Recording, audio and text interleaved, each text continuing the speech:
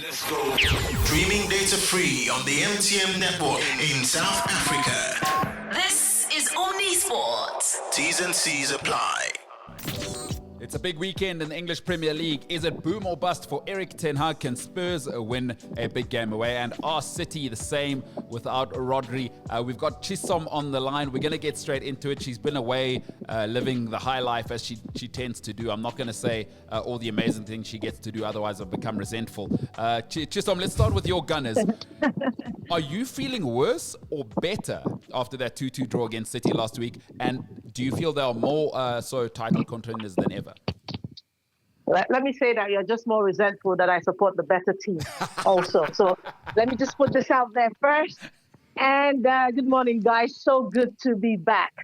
And on Arsenal, the 2-2 draw, to be honest, as an Arsenal fan who supported the club for more than 25 years now, and I started supporting them when I was born, which means I'm just 25 years old.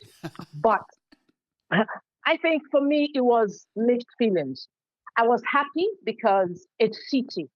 2, 3, 4 years ago, we would have lost with 10 men, we would have lost 5-1 or 7-0 or 7-2. So that's progress. But conceding a late goal is always bitter. It's always a bitter pill to swallow. So the fact that we considered that late goal was very painful. I felt bad about it, and which is the only reason why City celebrated the way they celebrated. It wasn't because they drew with Arsenal, but more because of the time the goal was scored. So I think it was mixed feelings for me. But at the end of the day, we pulled off a draw against City, playing 45 minutes with one man down, and I'll take that every day of the week and twice on Sundays. And how are you feeling about your title credentials after that kind of performance with 10 men? I think that the season is much tougher this year. I think this is the toughest year for Arsenal and even for Manchester City, because I think Chelsea are a very strong team. I said it last season that they were strong. And I think I said it on this show as well. I said if they get their act together, they will be very difficult to beat. And I think I'm being proven right now. So I think it'll be a much tougher season because Chelsea has joined the fray now. I think Arsenal stands just about as much a chance as any other team. I think if we don't get it this season, then it's going to get even tougher. So I'd say Arsenal has a 25% chance of winning it. If City has 50, then Liverpool and Chelsea will share the other 25. No Rodri, that changes things surely for City, or do you think they're just as formidable, or will they be able to just rotate, and is Pep just a genius enough to kind of figure out that hole? You know, I'm one of those people who doesn't think that a player makes a team. I'm one of those people. So I don't believe, we lost this player, so it's not going to work out for us. But I think with Rodri, it does make a difference. I think the stats speak for itself, and you can't ignore stats like that. You know, you really can't ignore it. So they've lost about 33% of the time they haven't played with Rodri, and when they've played with him, they've lost about 10%. So that says something. Even their goals, and I think as soon as he left that match against Arsenal, they considered a goal. That's not to say that they've never considered a goal with Rodri, but I'm just saying that he does make a huge difference for that team. And as an Arsenal fan, and I bet you fans of other clubs as well will be very happy to see his back. We never want to see a player injured. I wish maybe his wife had quintuplex or something and he decided to go help her out. That would be a better reason to be out. I don't want to be happy that he's injured, but, you know, a part of me is also, for the rest of the season, that's what the story says. I think Arsenal are better for it. So I think City will always be good because they have a very deep squad. But remember, the games are much more this season. They come in thicker and faster. So everybody needs a very deep squad. City has that deep squad. But I think without Rodri, it makes a difference. I think they've lost maybe a couple of percent of chances to win the league without him. Presenter and journalist Chisom Mbonu Esoke joining us, talking all things English Premier League here. You touched on my beloved Chelsea there a little bit under Maresca. He's come in and he seems quite ruthless. You know, he moved on Raheem Sterling. He reminds me a little bit of how Arteta came in and just sort of was given the power and got rid of players. It was Hey, show some respect, hey? Show some respect. What's that? Show some respect. I'm not dissing Maresca, but please don't compare Maresca and Arteta. There's a huge difference. Okay? What is this? Show some respect. Show some respect. Okay? You know what it is? I need to address this with Arsenal fans. I've never seen anybody get more praise for winning a COVID FA Cup than Mikel Arteta. I mean, people are treating this guy like he's bloody Jose Mourinho. What is it because he's handsome? Maybe it's because of that handsome dashing hair. No, you know the problem with you guys at Chelsea? You guys are Man City, because when I hear Chelsea fans talk about Man City's 115 charges, I'm like, look who's talking. I mean, you guys shut the hell up, okay? Because you guys had a sugar daddy that bought so many titles for you. Now you yada, yada, yada, yada, yada all the time. Now, let me tell you something, guys. We don't care if Arteta wins the league ever, okay? Arteta is a legend. He's a genius. And you know why? Remember when you guys used to laugh at Arsenal for conceding 8-2, 10-2 on aggregate against Manchester, Bayern Munich? Mm-hmm. You do remember that. Now, he's got the whole league rattled that now you guys are everybody's talking about dark art. Remember when you said Arsenal is soft, Arsenal is predictable, they should grow some cojones, they should do this? Now, Arteta has changed all of that. If that is what he's brought to Arsenal, we will take it, because we got so much stick and so much insults from fans about Arsenal being too soft, having babies. Now he's defended. When he was Mourinho, you said he bought an Airbus A300 or whatever it's called and packed a bus. But now it's Arteta, it is dark. I mean, shut the hell up, guys. Shut up. Well, you do. I mean, you're number 2 in the dark arts table, according to the Athletic. But you only had 12% possession of that ball in the second half of the Etihad, and they still managed to see the game out. So it's a great plus. And do you remember when Arsenal, back in the day with Arsene Wenger and Sir Alex Ferguson, Arsenal would have the possession, play the tiki-taka. We used to have this guy called Johan Giroud, useless so-and-so.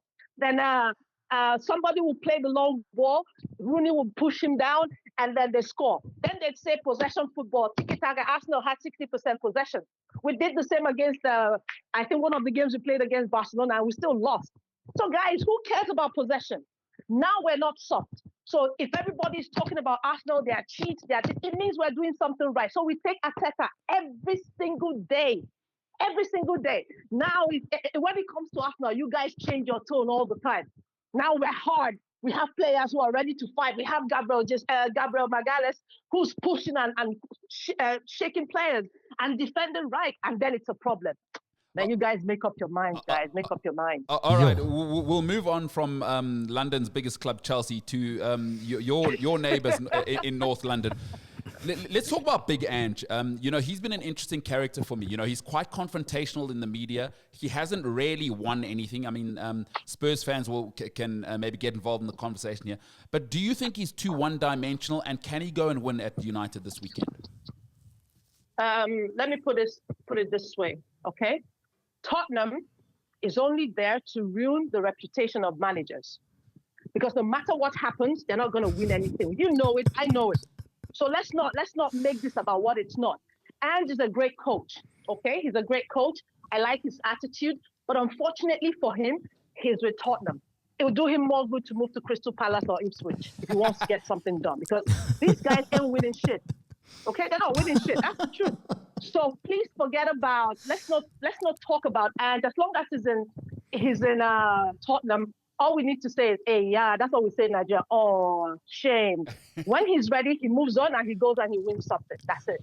I love that, because Spurs are going to do Spursy things, is what people say. But let's Spursy, of course. Yeah, that's what they're going to do. But I want to move to the northwest, because there is a bigger conversation to be had here.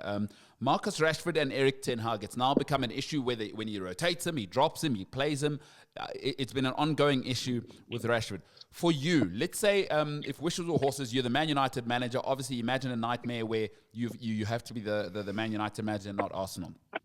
Between Rashford and Ten Hag, who's a bigger problem? And if you had to choose to move on from either, who would you kick out, the manager or the player?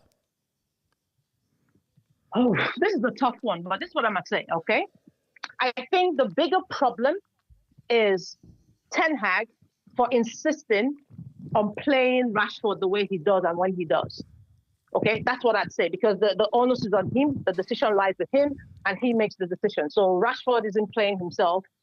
He's not forcing his way like Daniel Amokachi did in the FA Cup back in the day where he subbed himself on. Now it's not happening. Okay, it's not happening.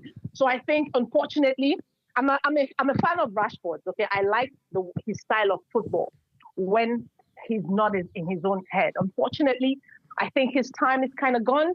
I think he doesn't really have much more to offer Manchester United. I hope he stays there, to be honest, because the more cack they are, the better for me.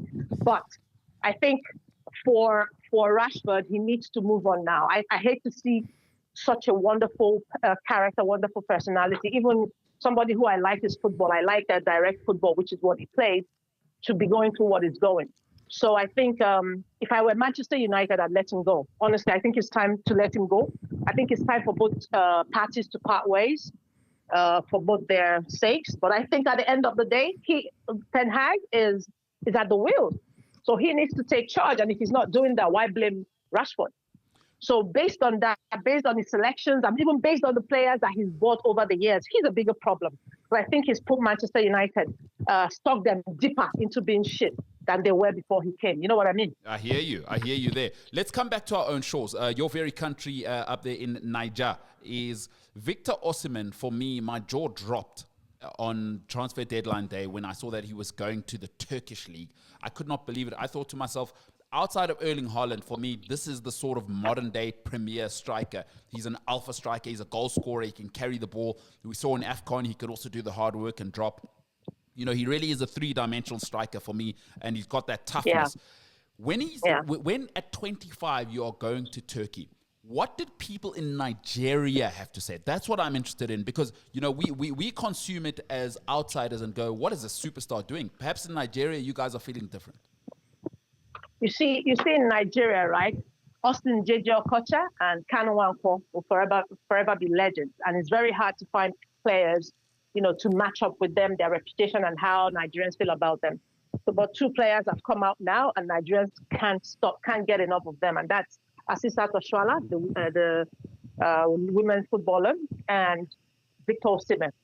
Victor is so loved in Nigeria that it is crazy.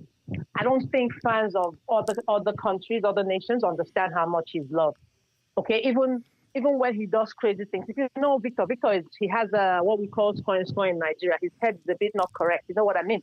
He's one of those crazy guys, you know, and that's his. I think that's his superpower.